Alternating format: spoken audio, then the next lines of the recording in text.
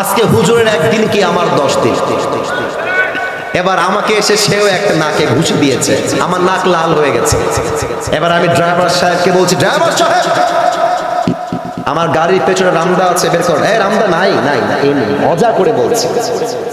রামদাটা বের করেন ড্রাইভার সাহেব। ড্রাইভার বলছে, হুজুর খালি থামেন, আমি এখনই বের করছি। রামদা নিয়ে এসে আমার হাতে দিয়েছে, আমার মেজাজ হারিয়ে গিয়েছে। রামদা নিয়ে সোজা একটা নাসিরের ডান পায়ে আমি কোপ দিয়েছি, এক কোপ। আমি কিন্তু মজার জন্য বলি না, আমি বোঝাবো আল্লাহর কোরআনের আইনটা আসলে কি হবে, এটা বোঝাবো।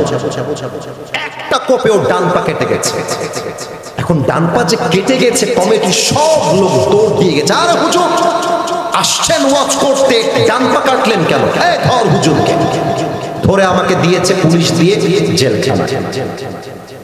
10 থেকে 20 দিন পরে আমার জেলা আদালতে বিচার হবে। আমি আদালতের কাঠগড়ায় দাঁড়িয়ে গিয়েছি একজন আসামি হিসেবে। এবার জজ কোর্টের যিনি বিচারক আছেন তিনি বলছেন, হুজুর আপনি তো কাজটা ঠিক করেন নাই, আপনি তার ডান পা কাটলেন কেন? এবার আপনার বিচার করা হয়েছে, আপনাকে আমরা 5 বছরের জেল দিলাম আর 3 লাখ টাকা জরিমানা দিলাম। বলেন সবাই, 5 বছরের জেল আর কয় লাখ টাকা? এটাই নীলফামারীর সাউন্ড। আর একবার, 5 বছরের জেল, কয় লাখ টাকা? এখন এই যে পা কাটার পরিবর্তে আমার বিচারটা করা হলো, এটা কি ইনসাফ ভিত্তিক বিচার হলো কিনা বোঝার জন্য একটা দাড়িপাল্লা বাজার থেকে নিয়ে আসেন। দাড়িপাল্লার ডান দিকে দেন ডান পা যে কেটেছি ওই ডান পা, আর দাড়িপাল্লার বাম দিকে দেন 3 লাখ টাকা আর 5 বছরের জেল। এবার নীলফামারীবাসীর মেধাকে জাস্টিফাই করতে চাই, আমি যদি দাড়িপাল্লার ডান দিকে ডান পা কেটে রেখে দেই আর দাড়িপাল্লার বাম দিকে 5 বছরের জেল আর 3 লাখ টাকা রাখি, কিয়ামত পর্যন্ত টানলেও কি দুইটা পাল্লা সমান সমান হবে? আমি যদি টাকা আরো বাড়াই দেই তাহলে হবে না? আচ্ছা, আমি যদি বছরটা 10 বছর করে দেই তাও কি সমান সমান হবে না? সমান সমান করতে হলে আল্লাহর কোরআন দিয়ে সংবিধান কায়েম করতে হবে।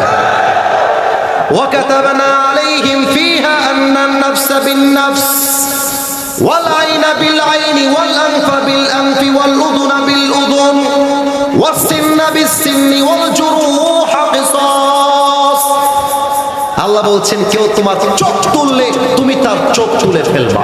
চোখের বদলে চোখ, নাকের বদলে নাক, কানের বদলে কান, হাতের বদলে হাত, পায়ের বদলে পা, জানের বদলে জান। আর এটার নামই তো আল্লাহর কোরআনের সংবিধান। এবার আপনি আল কোরআন দিয়ে বিচার করে, আমি যেমন ডান পা কেটে দিয়েছি আপনিও আমার ডান পা কেটে দেন। এবার দাড়িপাল্লা নিয়ে আসেন, দাড়িপাল্লার ডান দিকে ওর ডান পা দেন, দাড়িপাল্লার বাম দিকে আসিফ হুজুরের ডান পা রাখেন।